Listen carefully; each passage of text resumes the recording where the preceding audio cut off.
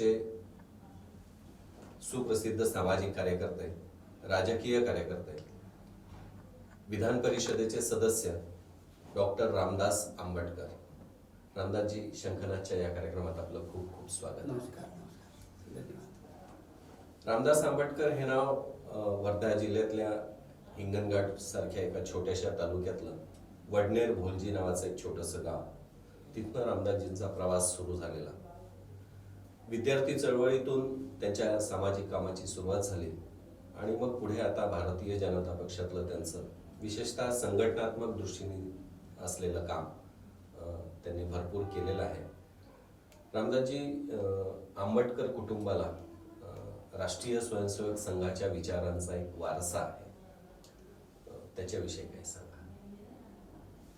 खरं म्हणजे या सर्व विचारधारेवर संपूर्ण विश्वास ठेवून आणि श्रद्धा ठेवून आमच्या कुटुंबाने म्हणजे 1947 खरं म्हणजे 1948 साली महात्मा गांधींची हत्या झाली आणि त्यानंतर संघावर बंदी आली.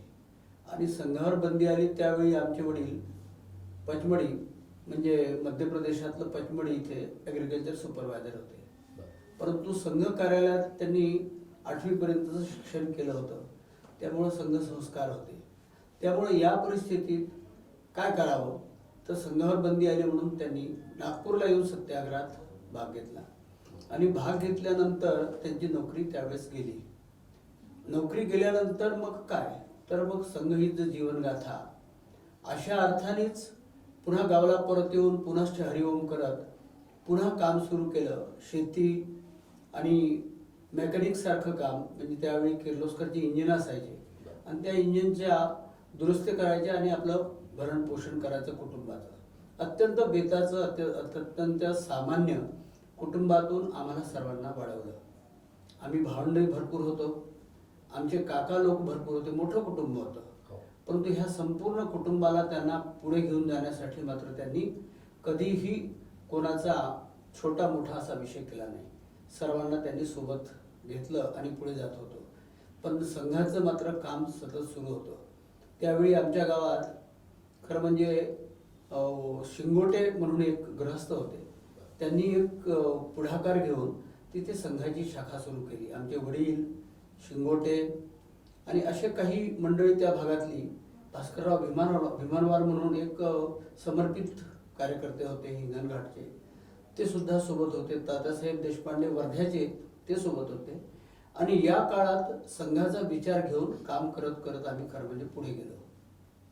आणि अशा अनेक छोट्या मोठ्या व्यवसायात किंवा विशेषतः शेतीमध्ये प्रत्यक्ष काम करावं लागणं, छोटे मोठा धंदा करून आपल्या कुटुंबाचं कसं बसं करणं हे होतं. परंतु सर्वांचा ये जा आमच्या घरी होता.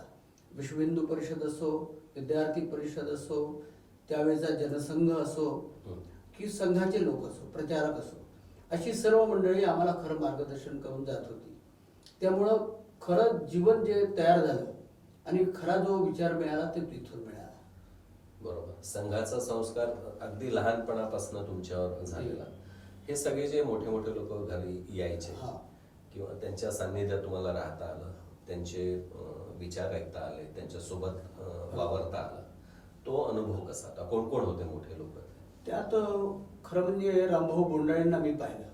आज रामभाऊ बोंडाळे आहे संघ कार्यालयामध्ये. आज ते खरं म्हणजे वार्धक्याने अतिशय ज्याला म्हणतो वार्धक्यामध्ये ते जीवन काढतात आहे. परंतु ऋषी तुल्य माणसं ही सर्व. यांनी घरावर तुळशीपत्र ठेवून केवळ राष्ट्राचं, देशाचं आणि या समाजाचं कल्याण व्हावं याच्यासाठी संघशक्ती कलयुगे अशा अर्थाने की संघशक्तीमुळे सर्वांचं कल्याण होणार आहे. त्यामुळं हा हिंदू समाज एकत्र आला, त्याचं संघटन झालं तर या देशाचं कल्याण आहे. त्यामुळं छत्रपती शिवाजी महाराजांचा आदर्श असेल, समर्थ रामदास स्वामींचा आदर्श असेल, तुकारामांची गाथा असेल, भजनी मंडळं असतील गावची, तर अशा प्रकारच्या ह्या सर्व कार्यक्रमात राहून ही प्रचारक मंडळी जेव्हा घरी यायची तर त्यांचं अत्यंत साधेपूर्ण जीवन. म्हणजे मला आठवते रामभाऊ बोंडाळे किती किलोमीटर पायी चालायचे. त्यावेळेस सायकलही नव्हत्या, पायी चालायचे. अशा काळात संघाची शिबिरं जायची, त्या शिबिराला सर्वांना घेऊन जायचे. फार मोजकी एका गावातून एखादी माणूस त्या शिबिराला जायचा, परंतु अशा काळामध्ये त्यांनी काम केलेलं आहे. त्या बरोबरीने श्रीजी देवपुजारी म्हणून इंजिनिअरिंग झाले होते आणि मेट्रोलॉजीमध्ये ते इंजिनियर होते. असे आमच्या घरी त्यांचा मुक्काम असायचा. छोट्या छोट्या गोष्टी त्यांनी शिकवायच्या. पुढे मला त्याचा फायदा झाला. खरं म्हणजे मी 11वी 12वीमध्ये जेव्हा गेलो तर त्यावेळेस ट्युशन लावायला तर पैसे नव्हते. त्यामुळं रात्री श्रीजी त्यांचं प्रचारकी काम आटपून आले की रात्री 2 तास माझं गणिताचं पक्का करून घ्यायचे. त्यामुळं आणि शाखेत जाणे नियमित. अनेक म्हणजे आमच्या गावची शाखा म्हणजे मजबूत शाखा होती. आमच्या गावाजवळ अल्लीपूर म्हणून आहे, तिथे तर मोठा बँड होता. म्हणजे संघाचा दसरा उत्सव, विजयादशमी उत्सव तिथे फार मोठ्या प्रमाणावर व्हायचा. त्यामुळं संघाच्या प्रेरणेने भारलेले लोक म्हणजे आप्पाजी जोशींनी खरं म्हणजे वर्धा जिल्ह्यामध्ये त्यावेळेस मोठ्या प्रमाणावर संघ वाढवला. तर त्या काळात आमच्या वडिलांची जी धारणा झाली किंवा त्यांचं घडण झाली तर ती आम्हाला आयुष्यभर पुरेशी अशी झाली. त्यामुळे हे प्रचारक मंडळी, हे मोठे मंडळी, बाळासाहेब हरदास होते प्रांत प्रचारक.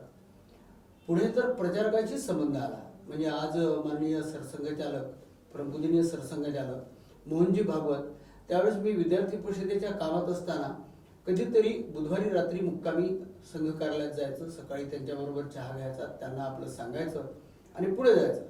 अशा प्रकारचंही मला संबंध आला. त्यामुळं अशी मोठी मंडळी मी जी पाहिली आहे तर त्यामुळं त्यांचा परिणाम खरा ह्या जीवनावर आमच्या झालेला आहे. पण तुम्ही आता सांगितलं की संघ आणि संघ कार्यकर्त्यांचा एक प्रभाव लहानपणापासून तुमच्यावर आला. तुम्ही विद्यार्थी परिषदेच्या कामात कसे आले? हां, 10वी झाल्यानंतर 11वी आणि 12वी संघ कार्यालयातच काढली मी वर्धेला. त्यानंतर 12वी नंतर मला BMS ला ॲडमिशन मिळाली यवतमाळला. आणि यवतमाळला खरं म्हणजे संघ शाखेशी संबंध कमी झाला. आमच्या कॉलेजची वेळ, संघाची वेळ असा विषय जवळत नव्हता. मग संघाचं कुठलं काम आहे तर एक दिवस आमच्याकडे एक देशपांडे म्हणून आमच्या सिनियर होते, सुधीर देशपांडे, आमच्या कॉलेजमध्येच. ते म्हणे अरे वर्ग आहे विद्यार्थी परिषदेचा, संघाचं काम आहे, चालता का? तर म्हटलं चला. म्हणून आम्ही गेलो त्या कार्यक्रमाला. तिथे दत्तोपंत डिडोळकर म्हणजे दत्ताजी डिडोळकर, ज्यांना 3D म्हणतो आम्ही, खरं 3D कल्चर त्यांनी डेव्हलप केलं आमच्यातलं. तर असे त्या दत्ताजींनी आम्हाला खरं म्हणजे त्या समारोपीय भाषणामध्ये मी जे ऐकलं की दैनंदिन जीवनात देशभक्ती कशी करू शकतो आपण, रोजच्या व्यवहारात आमच्या देशभक्तीचं बीज कसं, बीजारोपण कसं होऊ शकते. गणपती मंदिरात हा वर्ग झाला होता आणि त्या दिवशी वाटलं की हे भाजपचं काम किंवा संघाचं काम आहे आणि ह्या संघाच्या कामामध्ये आपण नक्की करू शकतो. आणि खरं म्हणजे त्यावेळेसच विद्यार्थी परिषदेच्या कामाला सुरुवात केली. तिथे मोहन भुरचंडी, गजाननराव कुंटे प्रदेशाध्यक्ष होते, गोविंदराव देशपांडे होते तिथे. तर ही सुद्धा विद्वान मंडळी होती, हुशार होती, संघटनेमध्ये अतिशय निष्णात अशी माणसं होती. आणि अशांच्या नेतृत्वाखाली पुढे आमचे नारायण मेहरे म्हणून मित्र होते, त्यांच्याकडे बरेच दिवस मी राहिलो. तर त्यांनी सुद्धा ह्या सर्व विषयात आम्हाला तयार केलं. त्यामुळे विद्यार्थी परिषदेच्या कामाला त्यावेळेस सुरुवात झाली. तुम्ही वैद्यकीय क्षेत्रातलं शिक्षण घेतलं आहे. हो. साधारणतः एकदा शिक्षण झालं की नोकरी करायची असं उद्दिष्ट आपल्याकडे असते आपल्या समाज रचनेमध्ये. बरोबर. तुम्ही मात्र शिक्षण पूर्ण झाल्यावर विद्यार्थी परिषदेचं पूर्ण वेळ काम करायचा निर्णय घेतला. तर घरातून जी प्रतिक्रिया होती त्यावेळेला ती कशी होती? बरोबर. हा विषय तर फार म्हणजे त्यावेळेस परीक्षेचा होता. जे आम्ही शिकलो, जे आम्हाला मिळालं आदर्श म्हणून किंवा प्रेरणा म्हणून, तर ही एक मनात इच्छा होती की चांगलं शिकावं आणि संघाचं काम करावं, आयुष्यभर संघाचं काम करावं. आणि त्या धारणेनेच हे BMS केलं. BMS केल्यानंतर बनारस हिंदू युनिव्हर्सिटीमध्ये MD साठी परीक्षा द्यायला गेलो. अशातच एका आमच्या विद्यार्थी परिषदेच्या मोठ्या कार्यकर्त्यांचा म्हणजे सदाशिवराव देवधरांचं पत्र आलं, चंद्रकांत दादांचं पत्र आलं की अरे म्हणे देवधरांचं कॉलेज आहे पोस्ट ग्रॅज्युएटसाठी, तो काय करतो आता हे बाकीचं, तू चला इकडे या. तर मला त्यावेळेस ते क्लिक झालं नाही, परंतु लक्षात आलं की काहीतरी याच्यात आहे.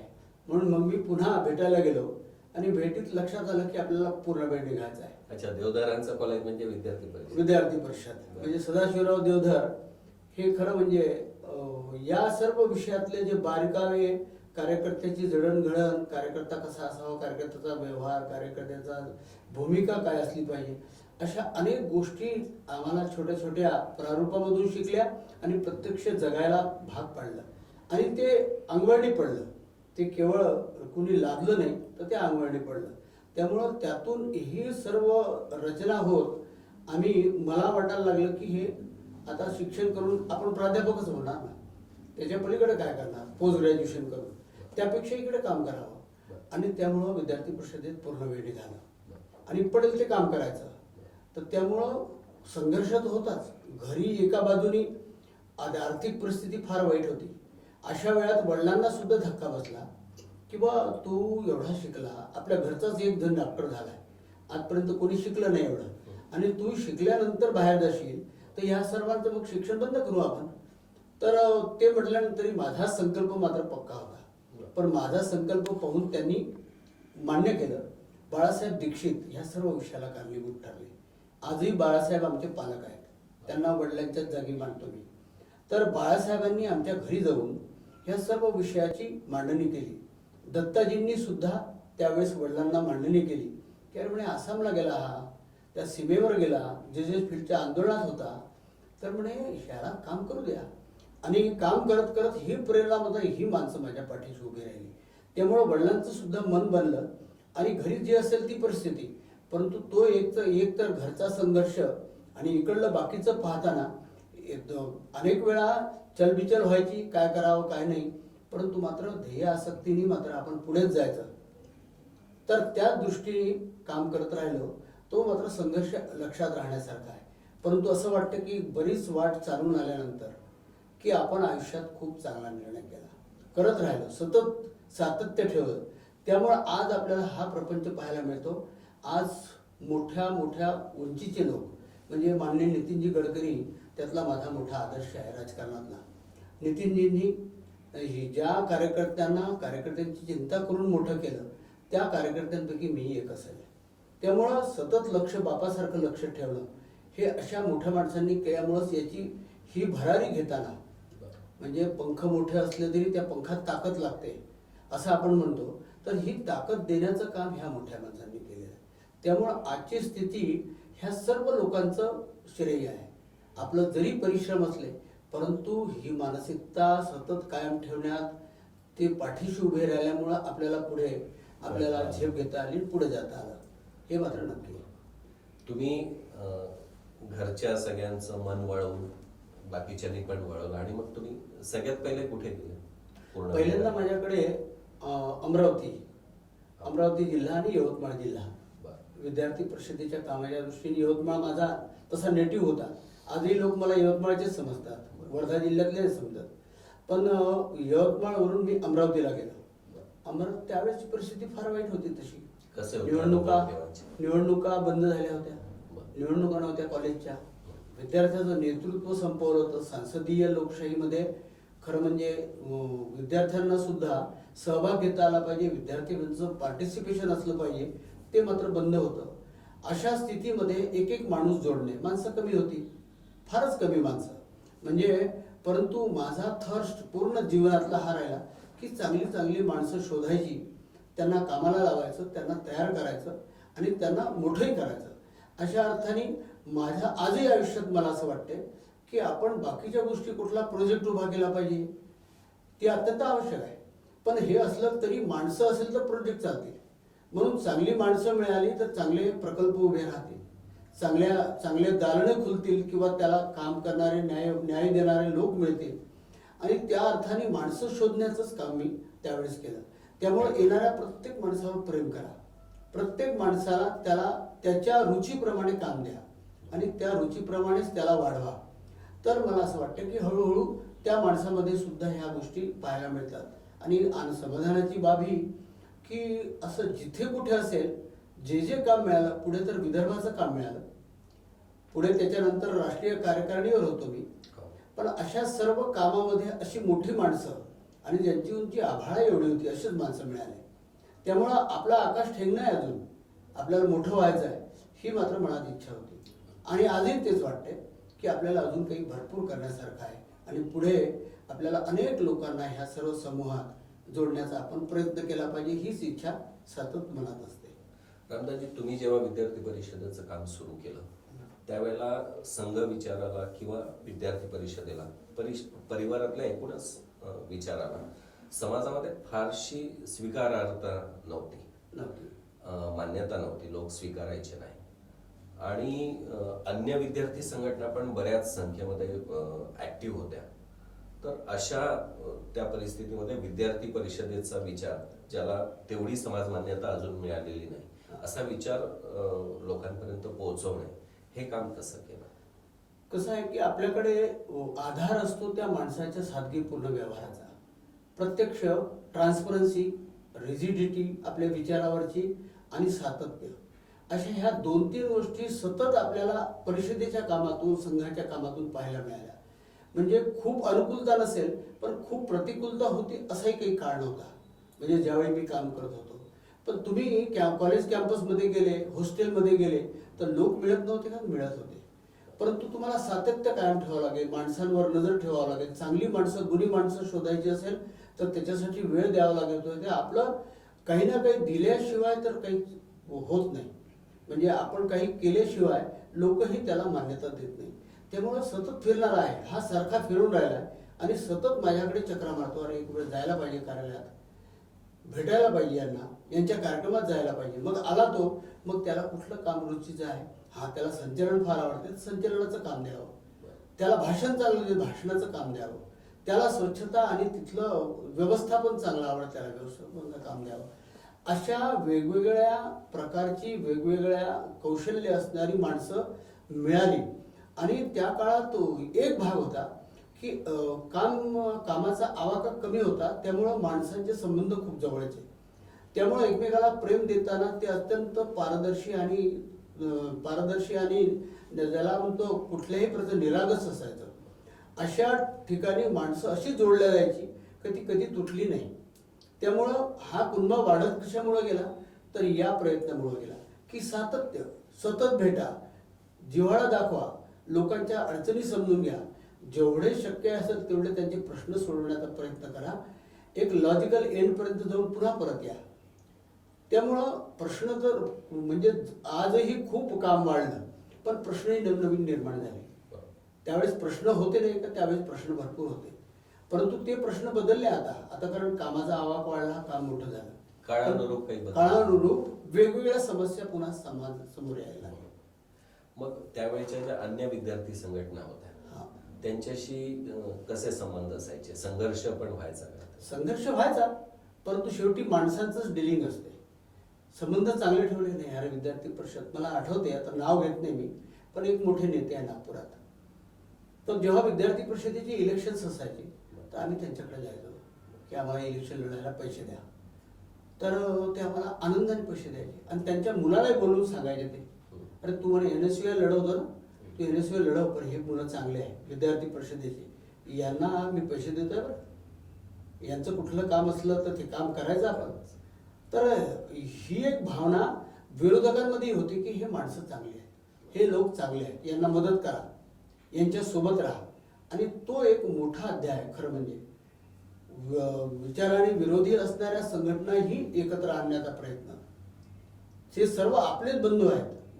आज ठीक आहे वेगवेगळ्या विचारांनी काम करत असतील, पण ज्याला आपण म्हणतो की मतभेद असू शकतात, पण मनभेदाचा असा कुठे थारा दिला नाही आपण. ही जी व्यक्तिमत्वाची ठेवण आहे, जी वेगळी म्हणजे विचार पटत नसला तरी ती माणसं स्वीकारणे, हा जो परिणाम आहे त्या व्यक्तिमत्वाचा, हे व्यक्तिमत्व घडवण्याची एकूणच संघ परिवारातली किंवा विद्यार्थी परिषदेमधली जी प्रक्रिया आहे त्याच्याविषयी काय सांगा? खरं म्हणजे सुरुवातीला आमच्या वडिलांकडूनच आम्ही हे शिकलो. आमचे वडील म्हणजे अत्यंत गरीब परिस्थितीत असतानाही सर्वसामान्य माणूस खेड्यापाड्यातला कोणी आला तर त्याला ताटावर बसवणेच, जेवायच्या वेळी जो येतील, जेवायसाठी जो येईल, रोज आमच्या आईला भरपूर काम करावं लागायचं. कारण आई म्हणजे आमची माऊली होती की आलेला माणूस कोणी उपाशी घरी जाऊ नये आपल्या घरून. अशा प्रकारची धारणा होती. आणि ते आगत स्वागत असे करायचे की कुठे महाराज माणूस आलाय कोणी, आणि त्याचं आगत स्वागत या या वा वा असं सर्व चालायचं. त्यावेळेस ते पाहायला मिळालं मला तिथून. आणि ते पाहायला मिळाल्यानंतर ह्या माणसांचं जे वागणं होतं, विचार आणि कृतीतलं अंतरच नव्हतं. विचार जो करेल तीच कृती करेल, आणि कृतीत जे करायला ते म्हणजे, म्हणून मग दत्ताजींनी आम्हाला एक वेळ व्याख्या सांगितली होती की जे बोलेल ते करेल आणि करायचं असेल तेवढंच बोलेल, म्हणजे विद्यार्थी परिषद, असं सूत्र आम्हाला सांगितलं होतं. तर ही जी एक वाक्यता आहे सर्व विचारातली, तर ही सर्व दूर संघ परिवारातल्या या जडणघडणीमध्ये पाहायला मिळाली. त्यामुळं कधी अतिशय संवेदनशील मनाने कधी हा विचार केला नाही की इथे लबाडी मी करू का, इथे कुठे गडबड करू का मी, हे करण्याची कधीही संधी नाही मिळाली, किंवा संधी घेता आली नाही, तिला जागा नाही मिळाली, संधीला कुठे वाव मिळाला नाही. अशा पद्धतीने हे काम मिळालं. हे तुम्ही घरातलं सांगितलं. हा. संघटनेमध्ये जसं अभ्यास वर्ग असेल, हा. प्रशिक्षण वर्ग असतील, याच्या माध्यमातून पण व्यक्तिमत्व घडवण्याचं किंवा ते संस्कार रुजवण्याचं जे काम आहे ते घडत असते. हो. तर तुमचा काय अनुभव आहे त्याच्यातला? बिलकुल.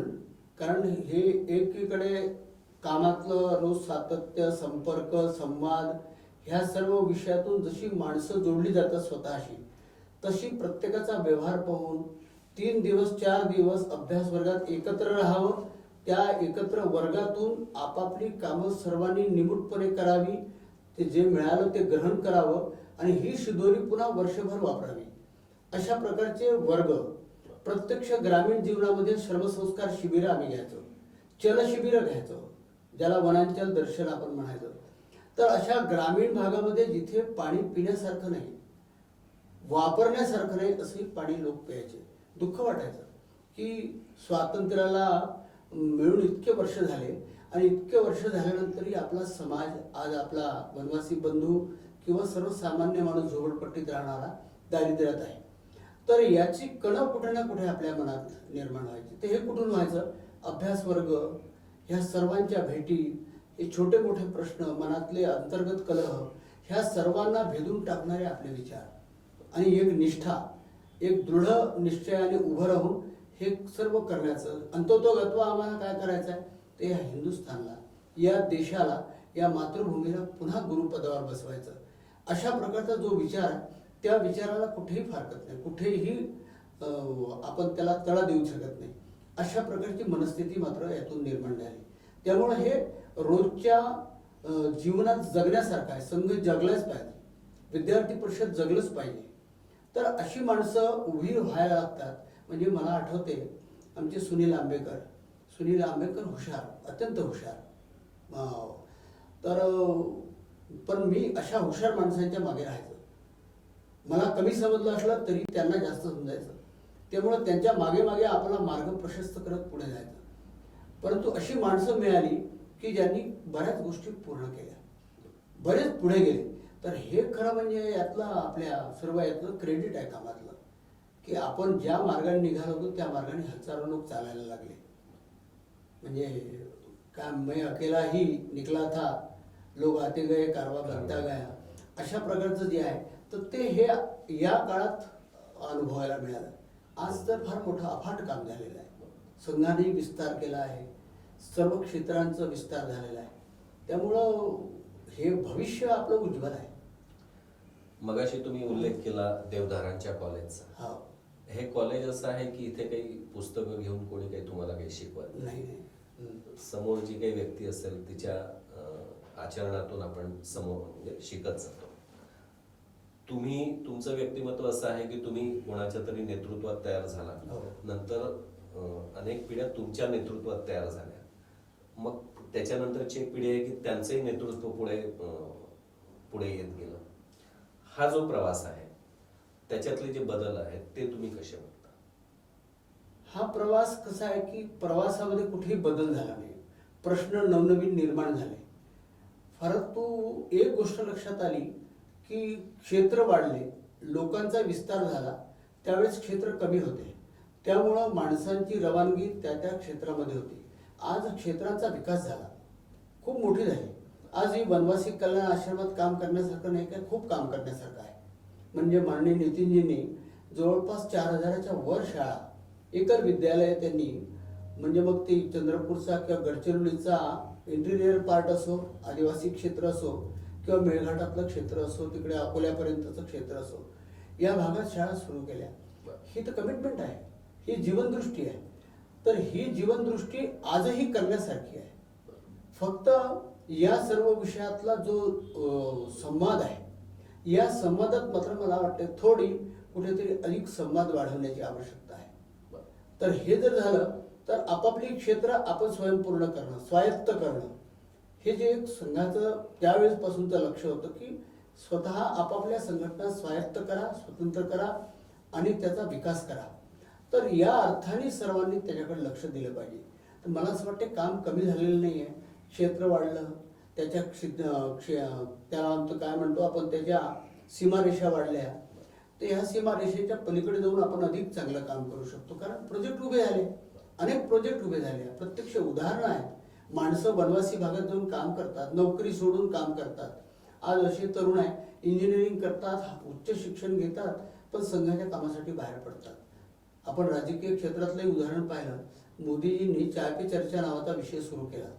अमेरिकेतले MBA झालेले किंवा त्या मॅनेजमेंटमधले मोठमोठी पोरं आपले सर्व सोडून ह्या सर्व चाय पे चर्चा, ते सर्व सेटअप उभा करण्यामध्ये, देशाला जागवण्यामध्ये, की या देशाला पुन्हा मजबूत करायसाठी तुम्ही जेवढी तुमच्या ताकदीने आरोळी कराल किंवा जेवढी ताकदीने तुम्ही उचला धनुष्य, हे शिवधनुष्य आहे, तर तेवढी ताकद लागेल. त्यामुळे तेवढी माणसंही गोळा करावं लागेल आणि पुढे जायसाठी आपल्या दत्ताजींसोबतचा एखादा प्रसंग आठवण. दत्ताजींच्या विद्यार्थी परिषदेच्या कामामध्ये मुलं मुली एकत्र असतात. बऱ्याच वेळा ऐकायला मिळायचं विवाह परिषद आहे विद्यार्थी परिषद. तर अशा वेळी दत्ताजींना मी एक वेळ विचारलं, म्हणजे हे काही विवाह करतात लोक, आणि म्हणजे आपण त्यांच्याकडे पाहायचं नाही. ठीक आहे, हे स्वाभाविक आहे, माणूस आहे, ह्या भावना आहेत आणि हे असं होत असते, हे समजायचं. आपण आपलं लक्ष ठरवायचं, बरोबर पुढे चालत राहायचं. त्यांनी उदाहरण सांगितलं दत्ताजींनी की मी काही वर्ष दक्षिणेत काम केलं, मद्रास प्रांताचा प्रचारक होता. तर त्यांचे मोठे बंधू गेल्यानंतर दत्ताजी परत आले. परत आल्यानंतर म्हणे त्या भागामध्ये काम नव्हतंच. कारण विवेकानंद शिला स्मारकावरचा जो संग्राम आहे, तर तो खरं म्हणजे प्रत्यक्ष दत्ताजी होते त्यात. ती 35 मीटरची खाडी पोहून जाणे, तो क्रॉस फेकणे, तिथे विवेकानंदाच्या श्रीपाद शिलेचं प्रतिष्ठा करणे, सरकारला मान्य करून घेणे, संघाने हे काम केलं मोठं. परंतु दत्ताजी मात्र त्याच्यात अग्रणी होते. तर ते सांगताना म्हणायचे की मी जेव्हा तिकडे कामात होतो, खूप लोक जुळल्या गेले माझ्याशी, आणि लोक जुळल्या गेल्यानंतर मला असं वाटलं की आपण तिथल्या लोकांशी संबंध ठेवला पाहिजे. परंतु म्हणे संघाच्या ज्येष्ठ एका प्रचारकांनी सांगितलं की ज्या गावाला जायचं नाही तिथला पत्ता विचारायचा नाही. त्यामुळं म्हणे मी तिथले लोक आले तर मी बोलतो, मी पुन्हा गेलो नाही मद्रासला, आणि मी इथे खूप काम उभं केलं, माझ्या ओळखीचे सर्व लोक आहे, तर हे शिखी मिरवण्याचं काम केलं आणि विसरून गेले. तर हे एक मोठं उदाहरण आम्हाला पाहायला मिळालं मला. म्हणून ह्या लग्नांच्या बाबतीत मी त्यांना विचारलं की असं का होतंय. होत असते म्हणे, माणसं आहेत, माणसांचं काम आहे, म्हणून माणसांच्या कामामध्ये ह्या सर्व गोष्टी गृहीत धरून करायचं. पण मी त्यातला नाही आहे, मी प्रश्न नाही बनलं पाहिजे. कोण प्रश्न बनला तर तो प्रश्न सोडवण्याचं काम मी केलं पाहिजे, पण मी स्वतः प्रश्न बनलो नाही पाहिजे. या अर्थाने आपण काम केलं पाहिजे. त्यांनी सांगितलं म्हणजे देवाची पूजा करणारा पुजारी असतो, तर त्या पुजाऱ्याला असं वाटते की आपणच देव झाल्यासारखं वाटते कधी. पण पुजाऱ्याने जर बदमाशी केली तर आपण देवाला बदनाम समजतो का? देव देवच असतो. त्याच्यावरची निष्ठा 1% कमी होत नाही. पुजारी पळाला पुण्या बाईला घेऊन, तर पुजारी बदमाश आहे. आपण सर्व पुजारी आहोत देवाचे. आपण हे करायचं नाही पाप, त्या अर्थाने आपण करायचं. तर अशा प्रसंगातून दत्ताजींचं मोठेपण सांगू शकत नाही. त्यांनी विद्यापीठामध्ये त्यावेळेस केलेलं काम, 6 मॅनेजमेंट काउन्सिलर त्यांनी अरेंज केले.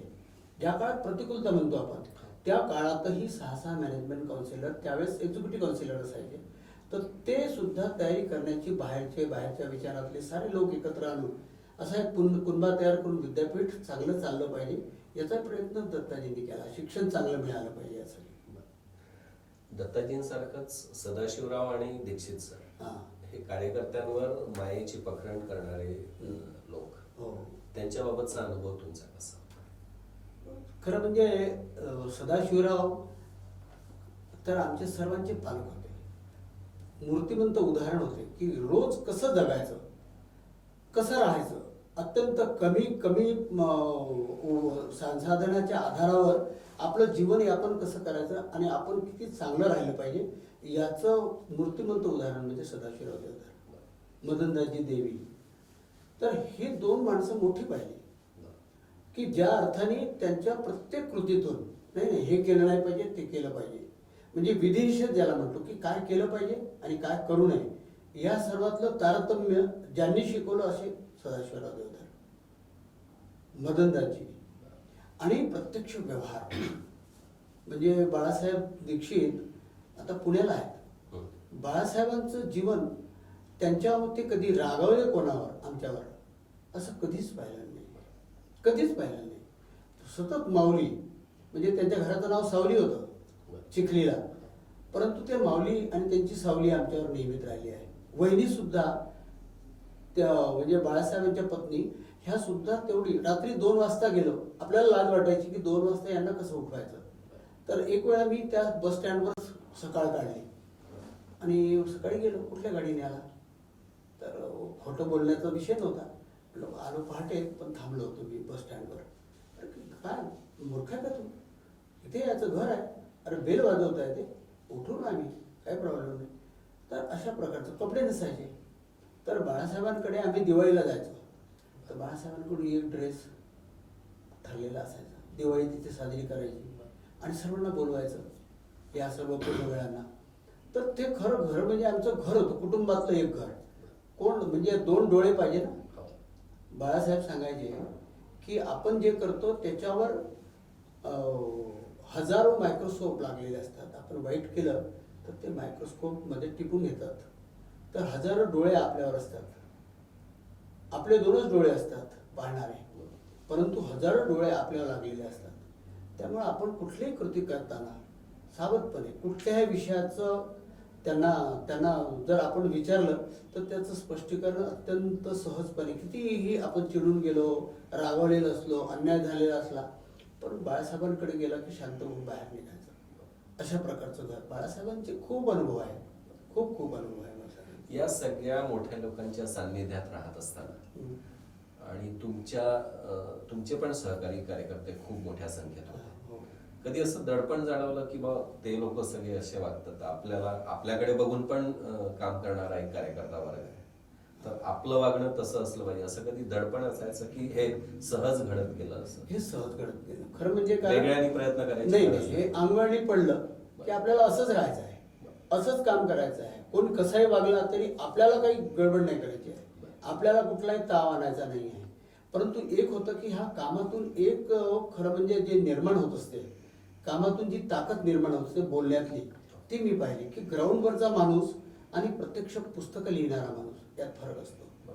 आणि ह्या ग्राउंडवरचा माणूस ज्या ताकदीने बोलतो आणि ज्या ताकदीने विषय ठेवतो ते माणसं आपल्याला भावलेली माणसं आहे. म्हणून ह्या फील्डमधले जेवढे प्रचारक असतील, विद्यार्थी परिषदेचे प्रमुख असतील, अशांनी केलेलं काम हेच आम्हाला भावलं.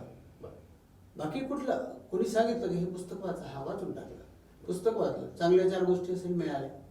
कारण यात ह्या अनेक गोष्टी पाहायला मिळाल्या बाळासाहेब आपटेंचं, जसं की बाळासाहेब आपटे बिलकुल म्हणजे तसे एका अर्थाने थापट होते, परंतु बाळासाहेब सचोटीने आणि ज्याला म्हणतो की एका फ्रेममध्येच विद्यार्थी परिषदेला पाहिजे, त्यामुळं त्यांच्याकडे आदरयुक्त भीतीनेच आम्ही त्यांच्याबरोबर वागायचं. त्यामुळं अशी मोठी मोठी माणसं आणि आभाळा एवढी मोठी माणसं ती पाहायला मिळाली आणि इथेही पाहायला मिळते. आता राजकीय क्षेत्रात असलो तरी ही उंची साधारण अंदाज येण्यासारखा दृष्टिकोन मात्र विद्यार्थी परिषदेने संघाने दिलेला आहे. रामदास आंबटकर नावाची ही व्यक्ती विद्यार्थी परिषदेत नसते तर कुठल्या क्षेत्रात राहिली असते काय सांगता येत नाही.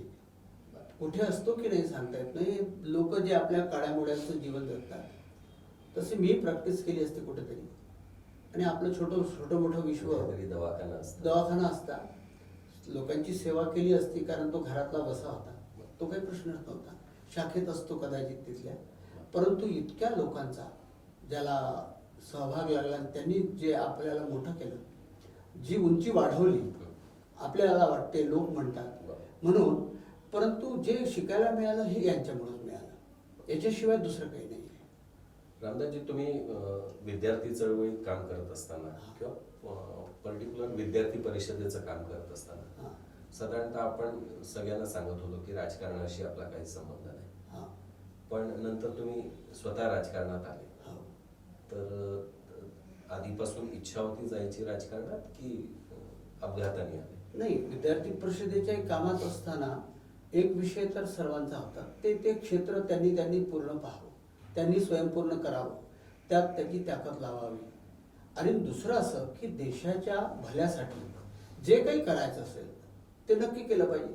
म्हणून राजकीय क्षेत्र काही पाल पडल्यासारखं अंगावर नाही आहे की आपण ते झटकलं पाहिजे, अशा प्रकारचा विषय नाही आहे. तर राजकीय क्षेत्रातही जाऊन चांगल्या लोकांनी काम करण्याची आवश्यकता आहे, ते सुद्धा मिशन बनवण्याची आवश्यकता आहे. हे सुद्धा विद्यार्थी परिषदेत आम्ही शिकलेलं आहे.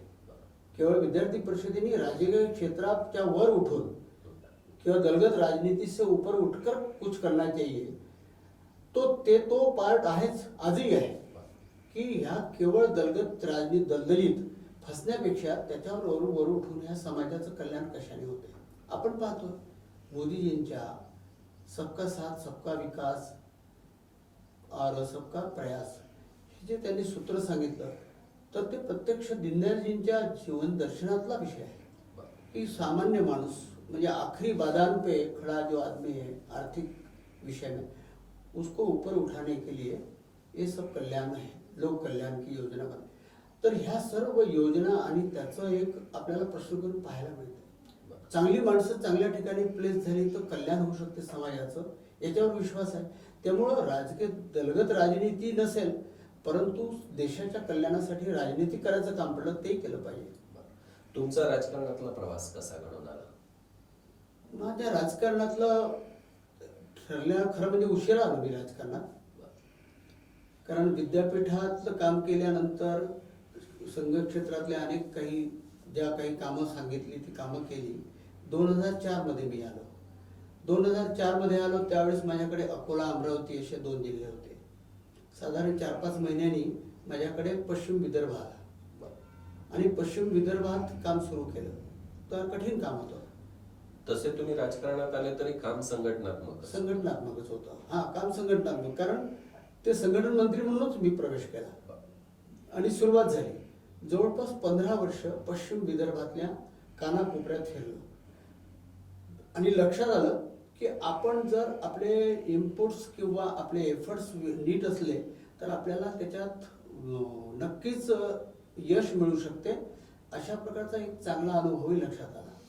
म्हणजे खरं बी टी देशमुख त्यावेळेस प्रस्थापित असं व्यक्तिमत्व होतं पश्चिम विदर्भात, आणि त्यांच्या प्रस्थापित याला धक्का लावणं हे कोणी शक्य नव्हतं. आणि एक मोठ्या नेत्याने आम्हाला सांगितलं, तुम्ही कशा करता हे काही होणार नाही आहे, त्यांना कोणी पराभूत करू शकत नाही. एक वेळ बारामतीमध्ये शरद पवार हारतील पण इकडे बी टी देशमुख हारत नाही. आम्ही चॅलेंज स्वीकारलं.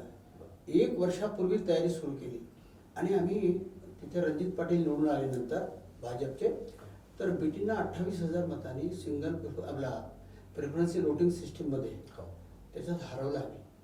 तर त्याच्यातही मोठा चमत्कार होता. म्हणजे गडकरी साहेबांसारख्यांनी आपल्याला ते सर्टिफिकेट दिलं की बहुत जायंट किलर सारखी त्यांनी उपाधी दिल्यासारखं वाटलं ते. तर अशी अनेक दालनं पार करत पुढे गेलो. पुढे पश्चिम विदर्भातलं काम वाढलं, आमदार वाढले, चांगलं काम सुरू झालं. मला असं वाटतं की त्यानंतर मग मला राजकीय दृष्ट्या वरची एक जागा मिळाली, सरचिटणीस झालो मी. तर सरचिटणीस झालो तेही 5 वर्ष रावसाहेब दानवे अध्यक्ष होते त्यावेळेस. रावसाहेब ही एक सामान्यातला चेहरा होता, परंतु असामान्य होते आणि त्यांनी सुद्धा नेता म्हणून आमच्या पाठीशी उभं राहून आमच्याकडून कामं करून घेतली. तर त्यामुळं माझ्याकडे त्यावेळेसही ज्याला सदस्य नोंदणी असेल किंवा पंडित दीनदयाल उपाध्याय 16-17 मध्ये अभियान चाललं, त्याच्यात संघटनेचा विस्तार, पंडित दीनदयाल उपाध्याय कार्यविस्तार योजना आम्ही राबवली. जवळपास 300-350 लोक पूर्ण वेळ देणारे असे 300-325 लोक आम्ही पूर्ण वेळ काढले. अडीच वर्ष त्यांच्या सर्वांचं एका अर्थाने त्यांनी काम केलं आणि एक त्याचा रिझल्टही मिळाला. बूथचं काम आजही माझ्याकडे आहे. त्यामुळं महाराष्ट्राचं बूथ अभियानाचं काम माझ्याकडेच आहे. प्रवास चाललेला आहे.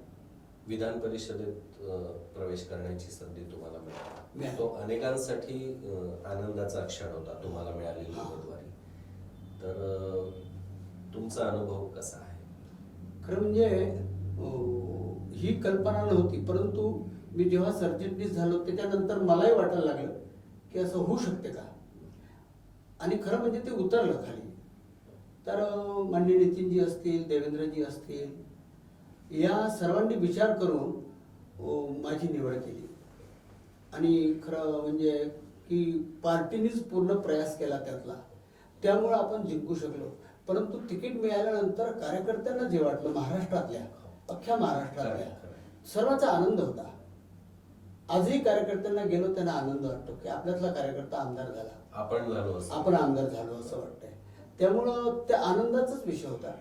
परंतु एक पुन्हा लक्षातच आलं की दोन्हीकडली घालमेल मात्र होतेच, संघटन की राजकारण.